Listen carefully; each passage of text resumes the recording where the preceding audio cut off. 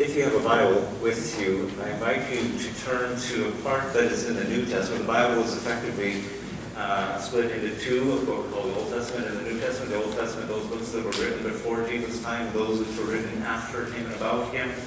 And the New Testament then is the latter half of the book, and it's divided into a number of books and or letters. And so I want you to turn to a letter to the Philippians, which is the people who lived in the city of Philippi back in the ancient world. And this is a letter to the Christians, to the church which met in Philippi. And so it is addressed to the Philippians. Chapter 4. And I'm going to begin reading in verse 8. Now I want to tell you a little bit of the story before I do that. And it's about a friend of mine. If you saw my preview video, you heard me mention him as well. He won't mind. His name's Dominic. And Dominic is an incredibly intense Italian. I don't know if there's anything other than an intense Italian, but he's very, very intense. And he came to my house. I can just see it so clearly in my mind as he came up the back steps of our house and knocked on the door. And he's Gord.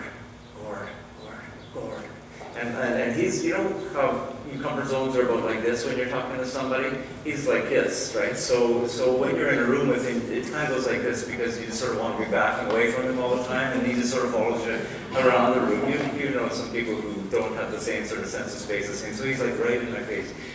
He says, "You got to explain this to me. You got to explain to me what's going on in this passage because it's not working for me." And I said, "What are you talking about?" And what you'll hear me read in a moment is that the Apostle Paul, who's the writer of this letter, is going to reference that he had had some incredibly difficult times in his life. But he says this, and it's the word that really got Dom messed up. He said, "I found the secret of contentment." The secret of contentment. That's the really provocative word right there, and it didn't mess with him. He wanted me to explain it to him, and so he and I spent a fair bit of time thinking about it. And I have to confess to you that over the years I've gone back to this conversation and this passage many, many times, this idea of a secret to contentment. We welcome those of you who are joining us online. If you are there, just give us a thumbs up or something like that so that we know who has joined us on this morning. Let me read to you from Philippians chapter 4.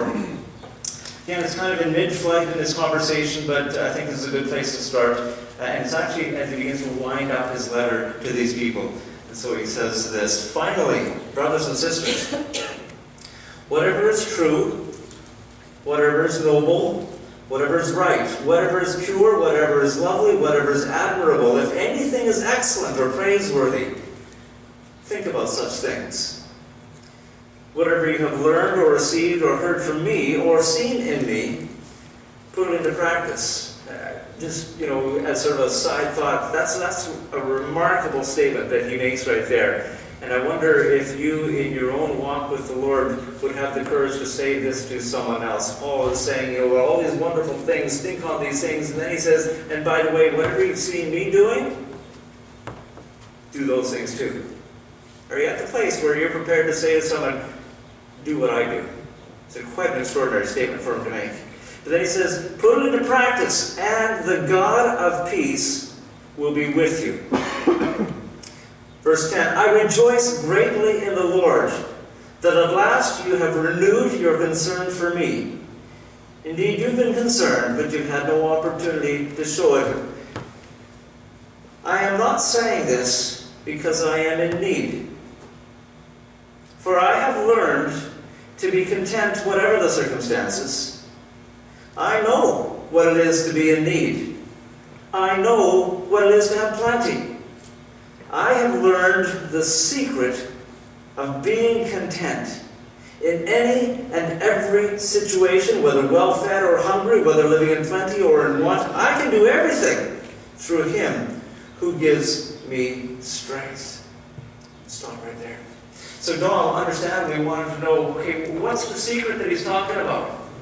Because he would say to you, you know, that he was in a place of real anxiousness and frustration in his life. I won't share with you what it is, but I can just simply tell you this, that as he shared with me, my heart went out with him because I could feel the pressure that he was under, pressure from his parents and pressure from other people, and to accomplish something that he simply couldn't do at that time. And what do you do with all this? You know, what do we do when people are expecting something of us that we can't do? And that was his situation. He says, like, this is really heavy on me. What's the secret? I want to know what the secret is so that I can have that sense of contentment in my life as well. And so we went and we dug and we jugged at it. A couple weeks ago when I made a preview video, and I do that each week just to give a heads up of where I'm going to be talking on any given Sundays.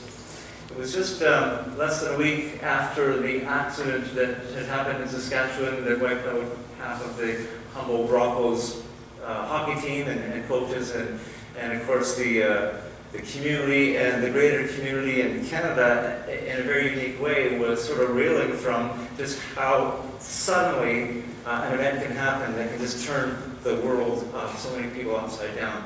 And I remember saying that in that preview video that I wonder, what does contentment look like in the life of somebody who got a phone call that night that said, your son's gone? What does contentment look like in that situation? Of course, now, since then, we prayed about it earlier, this van rampage in Toronto has happened. And we would ask the same kinds of questions to those persons. And there's some of you in this room who have had that kind of a phone call, or who have had that kind of news from the doctor, or who have had something that has just come to you in a moment that says, hey, guess what? Everything that you thought was just cool and moving along so smoothly, it's a mess now. And it's cluttered with all kinds of pain. What does contentment look like in a situation like that? I have a friend, I'm going to tell you some of her story. I've actually shared it from the pulpit before, and in those times I've shared her name because she's given me permission to share her name. But now that we're broadcasting across the country and world, and literally, so I'm going to tell you her name. But she's a very good friend of mine. I had the privilege of pastoring her for a number of years. For all of her childhood that she could remember, she had to endure the experience of her father coming into her room at night and raping her. It was just regular. It was routine. The story goes something like this, and he didn't believe that she was really his daughter. And if whatever that means for his motivation, he made her pay for it for all those years. That shouldn't happen to anyone, right? Much less a child, and much less at the hands of someone that you believe is your father.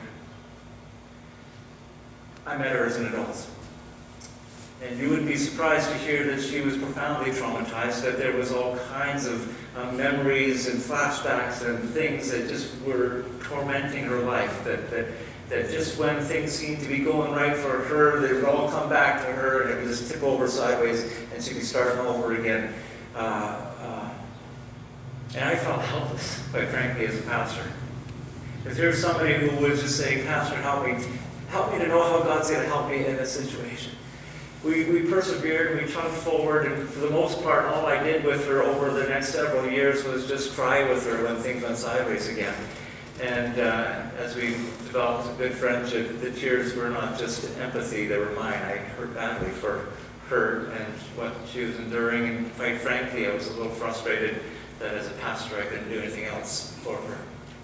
But one of the things that she wrestled with as she grew in her determination to honor the Lord with her life was that she kept hearing this challenge, both from Scripture and from others and from within her own heart, that she needed to somehow learn to extend forgiveness.